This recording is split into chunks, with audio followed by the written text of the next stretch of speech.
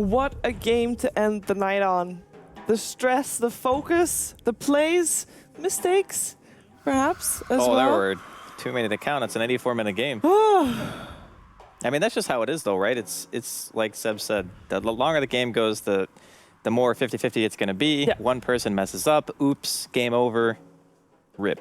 Basically what happened. No diggity. But I think that Empire played it the right way, because when you're in a really long game, the best thing that you can do is always position yourself in a way where you're pressuring the opponent's base. Because that way, if something does go wrong, you have more leeway. It's not like, oh, they're knocking at our tier 3s. If we mess up, this fight is like insta-base gone. You know, I mean, in the game with a lot of rapiers, maybe they were going to be able to do that anyway, but it would at least take some time. It gives you some wiggle room. But Empire just like, no, we're going to pressure all the time. And I mean, honestly, we forget this is an 84-minute game. There was a lot of times where Empire were being over-aggressive and pushing in, and that's why No Diggity were able to get themselves back into the game in the first place. Yeah, because the early game was kind of a disaster for No Diggity. Yeah. And then on the back of some really nice Chronospheres, Quakefa also played a phenomenal Wind Ranger. I still feel like every single game, these two guys are the most consistent players. Like, they're always showing up. And, you know, you got Yapsor as well, who every once in a while just goes ham on a jungle hero for no reason. And it just seems like this game was really down to the Ember pick in general. I don't understand why they picked it. It's unfortunate that we won't get to interview them, but I would like to pick Sin's brain about why Ember in that particular situation. But it was a long game, so Ember can function very well when he gets multiple rapiers and the enemy's pushing into you. You know, he's great at high ground defense. Yeah. But just one mistake and it's over. I mean, no matter that they lost, sure, Diggity went down, but there is just nobody else in this tournament that will fight for that long. Really? Yeah. Right? 2 games, the longest games. The longest It's the nature of their drafts, though, because if you think about it, they always have these drafts where they have amazing high ground defense.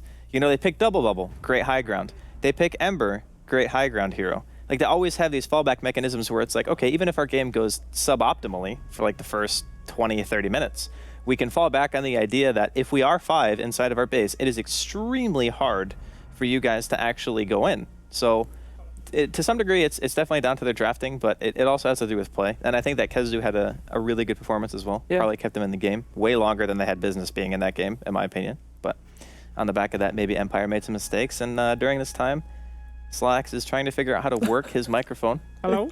Does it work now? I don't know. Well, production haven't said anything yet. Beautiful. Okay, we're good. Beautiful. Well, anyway.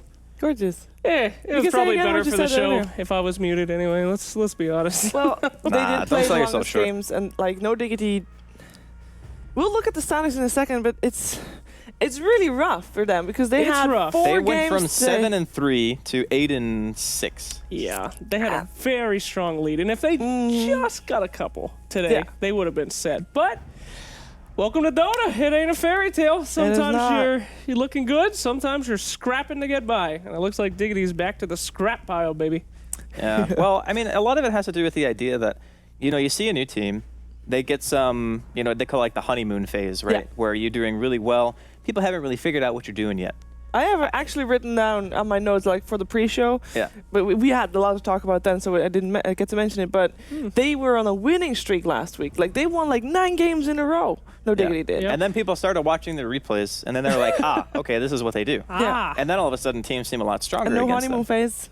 And everyone's just over. like, let's stop pushing high Back to ground reality. really fast. Because it seems like they kind of get a little bit behind, or Yapsor has a great game. One of those 2 things usually happens. You know, Yapsor either rotates and it works, or they get behind. Yeah. And then if the enemy team decides to YOLO push high ground, they come back, thus the nature of the super long game. But if the team isn't impatient and they just take their lead and get more and more and more and then push, then the game is usually over at like 35, 40 minutes. So I feel like their team is just getting figured out a little bit. Yeah, that's such a fascinating point, honestly, Yeah. because with that new team coming around, you don't know what they're going to bring. And then suddenly, after just a couple games, you do your research and homework pays off. So That's true. Might be what we're seeing here today. Do your homework, kids. It pays off. Let's take a look at the replay. Excellent. Excellent. Excellent. Because, I mean, there were a lot of fights This is game. a Roshan fight where I'm telling Jake, like, this whole time, I'm like, they're going to lasso the void. They're going to lasso the void. And they did lasso the void. Yeah. They catch him out. I mean, this hero's dead. Like, Yeah. there is There's absolutely, nothing. there is no safe for this. But Pause, fortunately, please. he has buyback. So, yes, he has buyback. Yeah, and he buys back immediately. So, this is a fight that No Diggity ends up winning, right? Spoiler, we just saw the match. Spoiler It's alert. fine. Is this a point where you, if when the buyback happens, which is going to happen very soon, should you run if you're Team Empire, or could they have won it with some different positioning here? I mean, when I see the buyback, they have the Roshan extremely low. So they're Yes. kind of already committed to the idea that they need to go for The this. shackle. Because at this point, Yeah. this is after they had gotten the Rapier from the Ember, if I Yeah. recall correctly. So they want this Roshan super bad, and I'm actually pretty sure they get it. God, look at this shackle. Yep. Oh, wait, no, this is after, isn't it? Perfect. Yeah, you can totally see that angle right there. The perfect shackle. Yeah, the old 23 degrees. That's the maximum degree man, the fact that he shackle. got this though, and then Doom wasn't Yeah. able to snag that. I mean, if Doom got that, ooh, Yeah, this it would have been a real much bad. bigger fight in their favor. Yeah, absolutely. But Yapsor is just getting wrecked here. He Yeah. does get the Glimmer and the Force out, which is really nice. There's actually a gem inside of the pit. There's which two I found gems pretty inside of the pit, ironic. actually. Yeah, after the fight And was boots over, of travel there was as well, two. and another shackle for anybody that missed it. Yep, Quick very was good. just playing out of his mind this game. I love the 3 cancels there, and he cancels twice, and somebody gets away because of that. Yeah, the So- Sphere was actually... It was okay because the Wind Run was still available on Quakefest, so even though Scandal wants to go in and try to help, make use of the Aegis space, he's just not able to really get anything from it. And the other part about this too is that the Gyro, I think, actually got rid of his boots. Yep. So he's just like mega There's slow his at this boots. point. He can't even run away. So what they realize is we can kite this fight out because Gyro has a really hard time sticking Huh? to targets. So I thought at this point, like, he makes Ember go away, right? I thought at this point they were trying to run.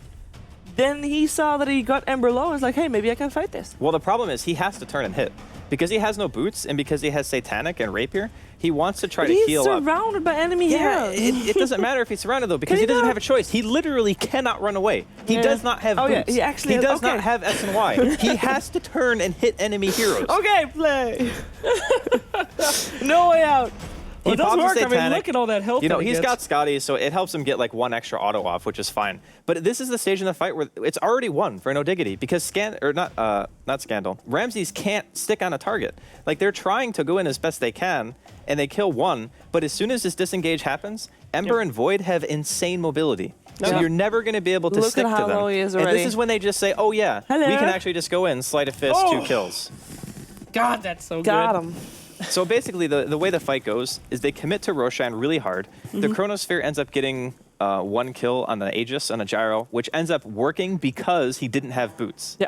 And then he couldn't ever get it. If he had bots on him instead of an Aegis there, like if he was able to pick him back up or whatever, he might have been able to chase and get like 1 or 2 extra kills. But because of the fact that he didn't have boots, they capitalize on it. They kite him really hard. And that fight ends up keeping them alive a little bit longer in the game. Fortunately, it didn't win, but it was a really nice engage. Yeah. Well, Scandal played an outstanding OD during this game. And it so happens that we have a Scandal on the phone. Hello, Scandal. Hey, yeah. The OD wasn't outstanding though. But it was an amazing game. You did play, like, your whole team. It was a great game to watch. Let's put it that way. You might be not as happy with it. Okay, so all the way back, like 90 minutes ago, you had a draft, or maybe 2 hours ago almost, you had a draft, and Ember was picked into your disruptor by No Diggity. They picked Ember. What was going through your head? What were you thinking when they picked Ember into a lineup that was actually already pretty good against Ember? I don't know. I actually was AFK. Literally not even Honestly. there. All right. It's good. It seems like the faith in Afterlife is pretty good then. Huh? The faith in Afterlife, your drafter, is very good. What did you say? Excuse me? The trust you have in Afterlife is The very good. trust? Oh. It's very high? Yeah, it is. Yeah, I trust him, but I was like getting water or something. I don't remember. Okay. Yeah. Yeah, and then I came and I saw the pics. All right. I was Now, like, okay. I was going to ask you a pretty lame question. Where'd you get your name from? But after that game, I got a whole new one. 80 minutes. Can you tell us the difference, how it feels playing one of those long games, super late game, versus just your normal one? I mean, what are you guys thinking about? What's the team like? All that. We were fine. It's just some of us like it's really late for them. Like Ramses, for example, he had almost 5 a.m. Whoa. Whoa. At the end of the game, Yeah, and Miposhka, he had 2:40 a.m. But we were still fine. Like, we were, oh my god, those guys, they're just sitting in base, like, defending. Like, every time we didn't see them, we were like, oh, they might be smoked and catch us, or from behind, or from the side lane. But they were actually sitting base, defending their their base, basically, doing nothing. Like, we were a bit overrating them at this point. Harsh words. Yeah. Gracious me. I kind of agree though. I had Yeah, but we were okay. Like, our moral Yeah. was okay. We weren't tired or something. So you Full said, of energy. yeah, you said you left when your captain was drafting. Does that mean that you very seldom have like input on your heroes? Because I really thought that when you guys were running Puck last week, it synergized with your team very well. But you guys went with a totally different approach. So is it more just you guys decide on the spot who does what, or do you have any say in what you actually play? We actually didn't figure this out 100%. Like, it's 50-50. So sometimes Afterlife, he goes like he picks heroes on his own, even though some of players don't agree with that. For me, for example, like I don't like playing DP or stuff like this. Like, but I feel he picks OD if it's in the pool actually before the puck. Okay. I don't know. Because it feels like a lot of teams like. Sometimes. Go Yeah, ahead. I think. Yeah, we don't have this in our team yet. Like we pick puck, but sometimes Afterlife chooses to go on his own for some reason, and we still need to figure this out between us. Okay, you have before told us that you are still in the process. You're a new team. You're still in the process of figuring a lot of things out, also in-game communication and everything. And I was wondering if you, and if you can't answer, that's okay too. But on a scale of 0% to 100%, where are you in terms of what form you want to be? If 100% is, oh my gosh, you're winning TI6. I think it's actually 50 or something. Okay. I feel like we have plenty of things to fix, especially in in our communication and decision making, and in-game calls. Because for now it's really chaotic still. Well, even though we figured that like two or three of us making calls, but it's still like questionable calls, you know. okay. So we need to train more. Yeah. We basically played one game, like one full game. I mean, one full day practicing. The other days were like full of official games. Yeah, a lot of official games for you guys. Yeah, a lot of official games. We got a boot camp soon, so Okay. I hope we fix those things Nice. and be good. Yeah, well, normally the growing pains come when late game happens, and I think in the game you just had, it shows that late game you got things well under control. Yeah, hope so. Like, Well, wait, did I misunderstood your question? no, you did not. You did not. No, it was You perfect. did not. So tomorrow you're going to be having 4 games here in DreamLeague. So I'm going to let you have a good night's rest because that's going to be another day full of Dota 2 officials. Thank you for taking the time to talk to us once again, and hopefully we get to talk to you again tomorrow. Yeah, sure. Thank you very much. Thank Goodbye. you. Thank you too. Goodbye. I still have my name question, so you better win. Alright, thanks. Okay, man. Good night. And that, of course, was Scandal from Team Empire. I mean, if you're a new team and you're winning an 84-minute game against a team that is typically fairly good in late game, like that we've had Right. super late games with no Diggity before, you must feel pretty good. In terms of communication, he says he's at 50%. What do you think, Annie? I mean, he knows his team better than I do. Yeah. I mean, I saw them play today, and I felt like they took the right approach to the late game. He even said they overestimated, No Diggity's late game. So maybe it was actually them who were less experienced in being in that situation, because True.